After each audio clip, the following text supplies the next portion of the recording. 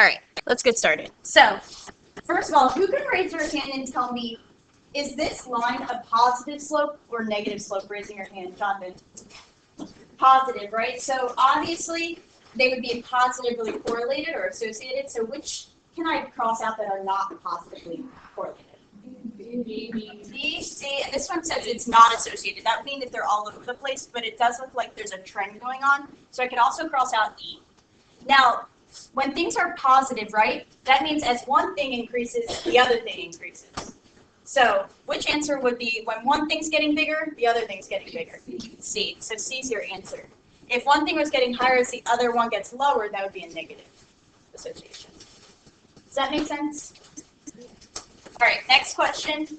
So who can raise their hand and tell me what type of correlation this is? First of all, is it positive or negative, Gabby? It's positive. Positive, because it's going up, right? And I can read it from left to right. Then, Gabby, is it weak or strong? It's strong. Strong, right? Because it's not perfectly on the line, but all the points are pretty close to that line. So that would be a strong positive correlation. Who can raise their hand and tell me, what does domain mean? What does domain mean, Jordan?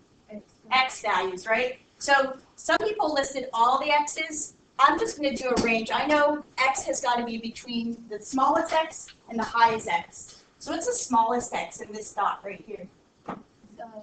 18. So I know that's going to be my smallest one. And what's my biggest X? 60. 60, right? So my domain, my X has got to be between 18 and 60. That's how you write your domain. Sometimes there'll be lists of numbers, which is correct. You can write all the X's to that. But most likely, they'll be wanting a range of them. And then the range, what does that mean? Y, right? So I know Y, it's got to be between two numbers. So what's the smallest Y there is? 10. And the largest? And a little less than 70. I would say like 69. So it looks something like this. And they'll never be, when it's like multiple choice on your test, it will never be like 70 versus 69. It'll always be something a little bit different. But just important, make sure this is a Y and that right there is an X. Because they'll try to put a Y right here and trick you.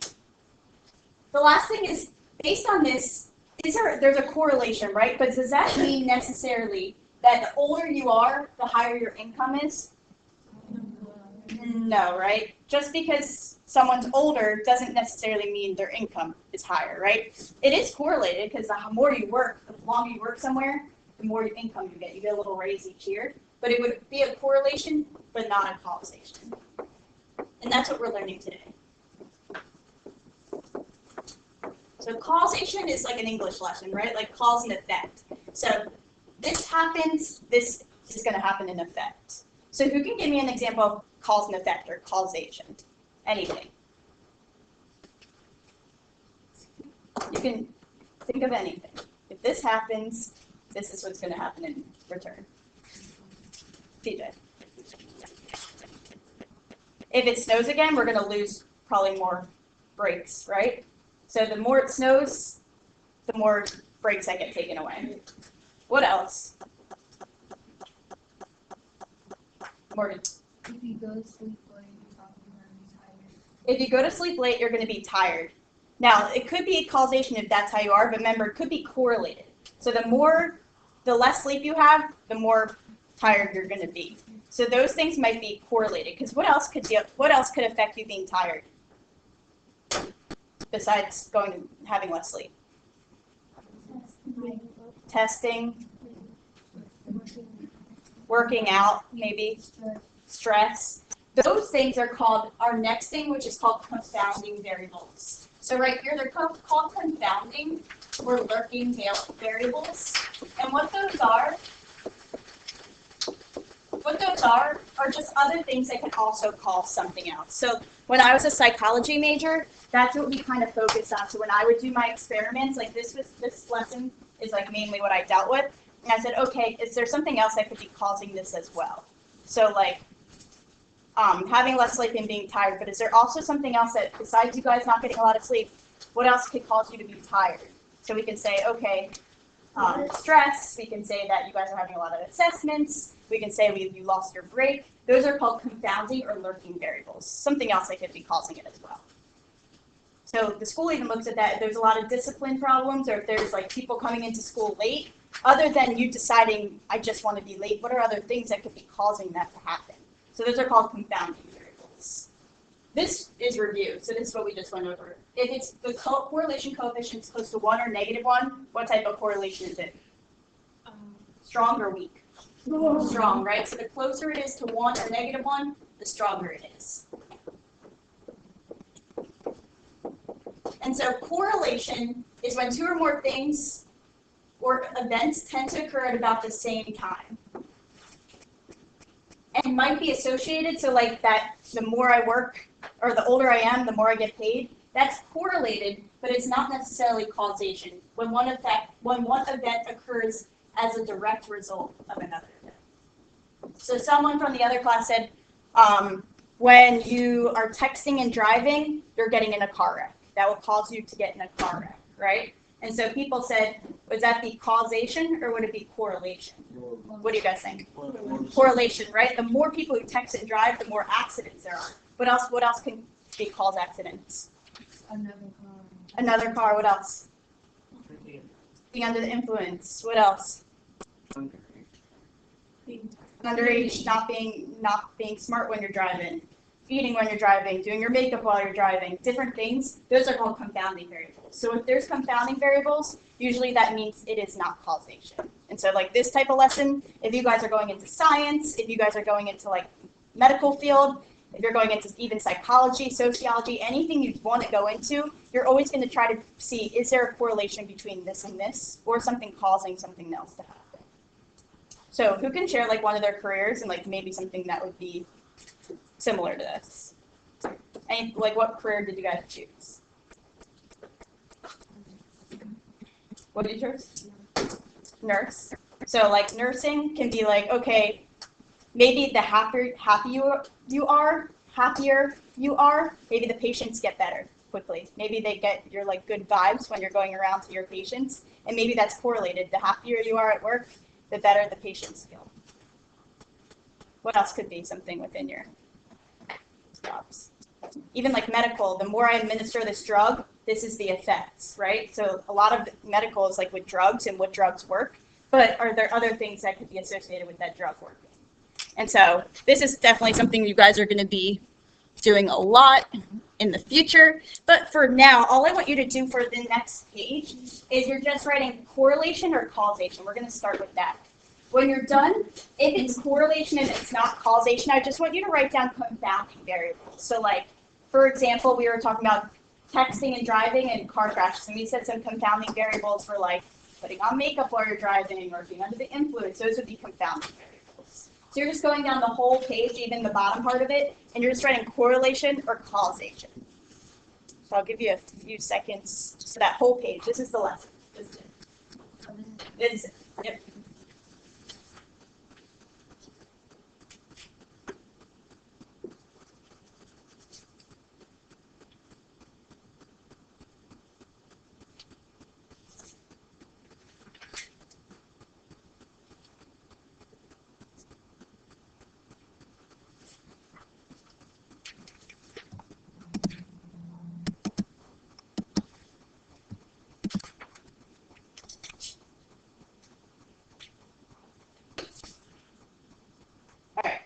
I'm gonna cold call Elijah. You're next first.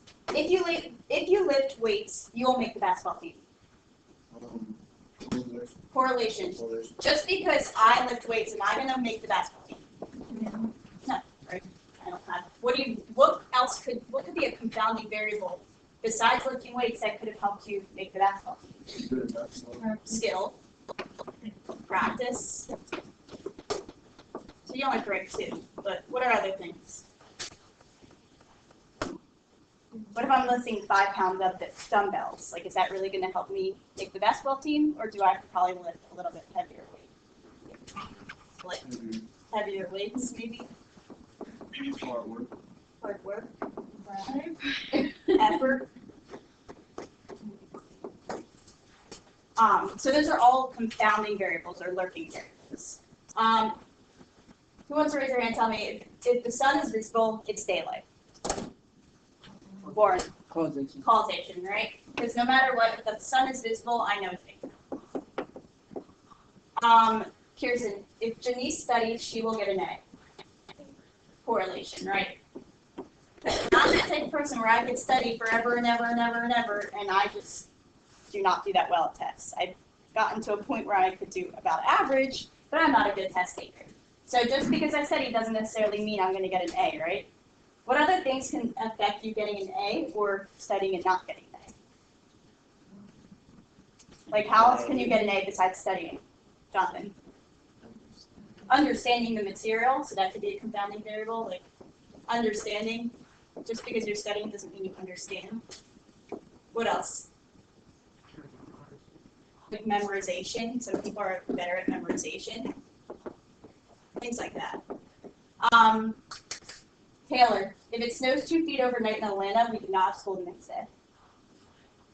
Correlation or causation? Which one? Causation. Causation, right? Especially in Atlanta. If you guys have even an inch of snow, it's a little bit different in Atlanta because you guys don't have as much people working on the roads to clear them out. So usually if it snows 2 feet, that's a lot, and you're not going to school the next day. All right. As the weather gets warmer, more grills are sold. Who can raise their hand and tell me which one is that? Jada. Positive what? Correlation, right? So just because it's the weather is getting warmer doesn't necessarily mean more grills are sold. Maybe there's more advertising going on, maybe different things, but it's correlated, but it's not causing something else to happen. Mesa, at a fast food restaurant, as more food is sold, more money is made.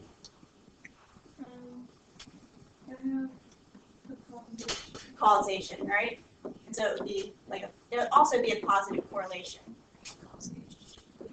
Because the more I'm selling what I'm here to sell, the more money I'm going to make. Lastly, the number of problems correct on a test and the student's grade on the test.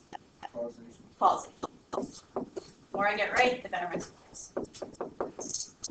Does that make sense? In a few minutes, I'm going to get back to your budgeting package. This is the last deliverable, and then I'm collecting it permanently until after the milestone. And so what's on your budgeting packet, and you guys can think about it, it's 2 questions. What example within your original budgeting package, remember you guys found an apartment, you guys found your salary, your schooling, all of that. What would be an example where it would be causation? And then what would be an example where it would be correlation? So like causation would be the type of car you buy, right? So the more gas mileage I can get on my car, the less money I'll be spending on gas, right? Because the more your car can run on gas, I'll be spending less money in the end. That would be causation. But don't use my examples. Correlation would be like the more money I make, the more I can go out to eat. Doesn't necessarily mean you can have no money and still go out to eat and use a credit card, but the more money I have, the more I can go out to eat. So you're just coming up with 2 examples that you can work within your groups on your own, and then I'm going to explain the mini lesson. So if you guys want to just write them down on your paper, I'm going to pass them out in a second. So just think about it and write 1 correlation, 1 causation as I hand back these